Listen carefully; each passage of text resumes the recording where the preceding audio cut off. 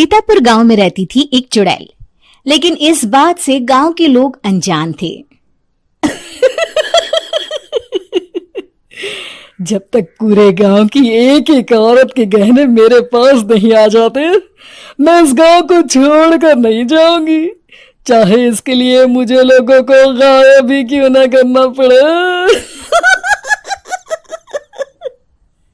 दूसरी तरफ गांव की औरतें बात कर रही थी। अरे सुन रही हो, ये देखो मैंने कल ही नया हार बनवाया है सोने का, कैसा लग रहा है? बहुत ही अच्छा है ना, पहले तुम पहनो, फिर शादी में अपनी होने वाली बहू को दे देना। और क्या, सोने चांदी का यही तो फायदा है, जितना पुराना उतना महंगा।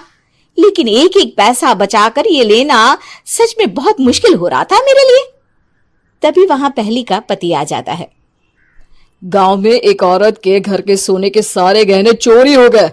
लोग बातें बना रहे कि गांव में कोई चोर घुस आया है जो घर की कोई चीज को हाथ नहीं लगाता, पर सिर्फ सोने के गहनों को ही चुराता है। अब तुम ना अपने ये गहने संभाल कर रखना। हे भगवान, ये क्या बोल रहे हैं? ये तो वही बात हो गई कि गांव बसा नहीं और लुटेरे पहले आ गए। दूसरी तरफ गांव के ही एक घर में रंजना रहती थी। उसके पति का गांव में चाउमीन का ठेला था। एक दिन उसके घर में एक औरत आती है। अरे रंजना, तो गांव में नहीं है तो सोचा तुम्हें बता दूं। गांव में बात चल रही है कि गांव में एक चोर घुस आया है जो घरों के सोने के गहने चुरा लेता है। अरे मैं तो सिर्फ ये कान की छोटी सी बाली ही सोने की पहनती हूँ, बाकी गहने तो मैंने गांव के बैंक में लाकर रखे हैं। ये क्या होता है? ना बाबा ना, हमारे गांव की औरतें तो गहने अपने पास ही रखती है। जब कहीं जाना हो तो बस अलमारी से गहने निकालो और पहन लो। दूसरी तरफ एक औरत हाथ में टोटके वाली छोटी सी गुड़िया लेकर घर में चली आती है। अरे कोई है?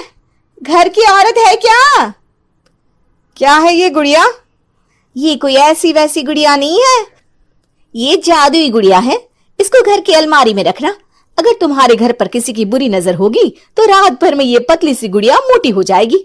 मैं कल आकर ये गुड़िया ले जाऊंगी और तुम्हारे घर की सारी बुरी नजर छूट जाएगी, समझी? अरे वाह, ये तो बहुत कमाल की गुड़िया है, दे दो। कितने की है एक? अरे नहीं नहीं नहीं, ये फ्री की है। मेरा काम इस पूरे गांव को बुरी नजर से दूर रखने का है। हाँ। भली औरत उसके हाथ से वो गुड़िया लेकर अलमारी में रख देती है। लेकिन अगली सुबह जब वो उस गुड़िया को देखती है तो पतली सी गुड़िया मोटी हो चुकी होती है। हे भगवान, ये क्या? किसने मेरे घर को बुरी नजर से बांध रखा था? तभी वो गुड़िया वाली भी आ जाती है। मैंने कहा था ना, घर पर बहुत ज्यादा बुरी नजर है, लाओ ये गुड़िया मुझे दे दो। औरत वो गुड़िया उठाकर उसे दे देती है। गुड़िया हाथ में आते ही वो औरत उसे लेकर सीधे गांव के बाहर की खाली हवेली में चली जाती है और साधारण औरत से चुड़ैल बन जाती है। अरे पगली, गांव वाली इस गुड़िया के पेट में तेरे घर के सारे गहने हैं। इतना बोलकर वो गुड़िया को फाड़ देती है और सारे गहने निकाल लेती है। वहीं दूसरी तरफ, हे भगवान, मेरे घर के सारे गहने चोरी हो गए। उस औरत के घर के आसपास लोगों का जमावड़ा हो जाता है और लोग बातें करने लगते हैं। लो जी, ये भी घर गया। पता नहीं कौन चोर है जो इतनी होशियारी से गहने चुरा लेता है। कुछ समझ में नहीं आ रहा कि कौन है। लोग तो घर से कहीं जाते भी नहीं है, न ताला लगे न घर खाली हो, फिर भी रातों रात गहने चोरी हो जाते हैं। अरे हम तो कहते हैं लोगों को बारी बारी चौकीदारी करनी चाहिए, चोर को तो पूरे गांव वाले मिलकर पकड़ ही लेंगे। लोग बारी बारी घरों की चौकीदारी भी करते हैं, लेकिन चोरी होने का सिलसिला रुकता ही नहीं। फिर एक दिन रंजना के पड़ोस से भी रोने की आवाज आती है। अरे आज ही घर की बुरी नजर उतरी और आज ही सारे गहने भी चोरी हो गए। कैसी बुरी नजर? क्या हुआ था? तभी वहां उस औरत का पति भी आ जाता है जिसके घर में गहनों की चोरी हुई थी। हाँ, मेरी बीवी ने भी किसी गुड़िया को घर में बुरी नजर उतारने के लिए रखा था, लेकिन अगले दिन गहने चोरी हो गए। अब रंजना को कुछ कुछ बात समझ में आ जाती है। वो गांव वालों से कहती है, देखिए अब आप लोग चिंता ना करें, जल्द ही चोर पकड़ा जाएगा। उस नजर उतारने वाली गुड़िया को आज मेरे घर कोई भेज देना। फिर क्या था, चुड़ैल को लोग रंजना के घर भेजते हैं। पहली बार देखा है कोई खुद लुटने को तैयार बैठा है। तो तू है जिसे घर की बुरी नजर उतारनी है? ये ले गुड़िया, ये सुबह तक मोटी हो गई तो समझो तुमको और तुम्हारे घर वालों को नजर लगी है। हाँ हाँ, मैंने काफी सुना है। तुम ये गुड़िया मेरे घर छोड़ देना। अरे क्यों नहीं, कल सुबह आऊंगी जब गुड़िया तुम्हारे घर की सारी बुरी नजर लेकर मोटी हो जाएगी, ठीक है? अब क्या था, रात को रंजना ने पूरी नजर गुड़िया पर रखी।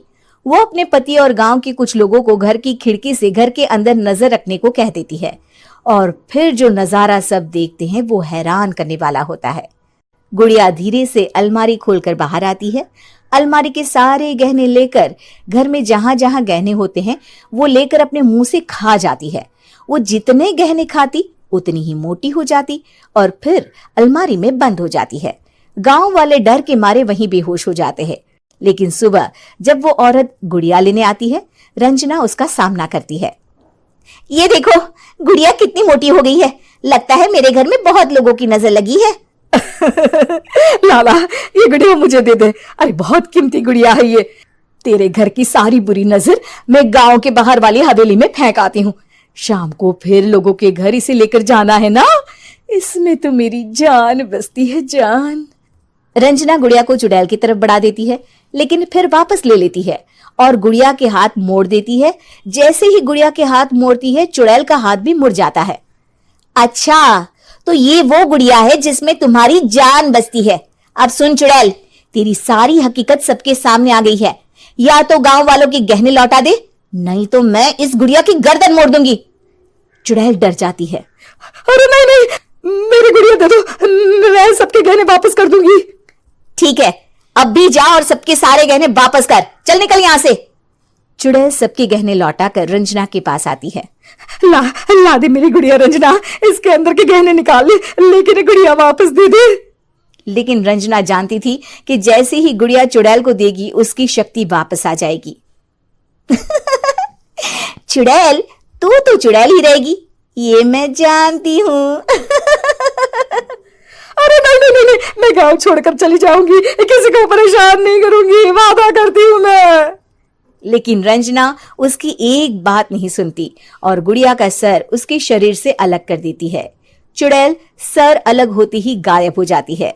गांव वाले रंजना के साहस और बुद्धि की खूब प्रशंसा करते हैं।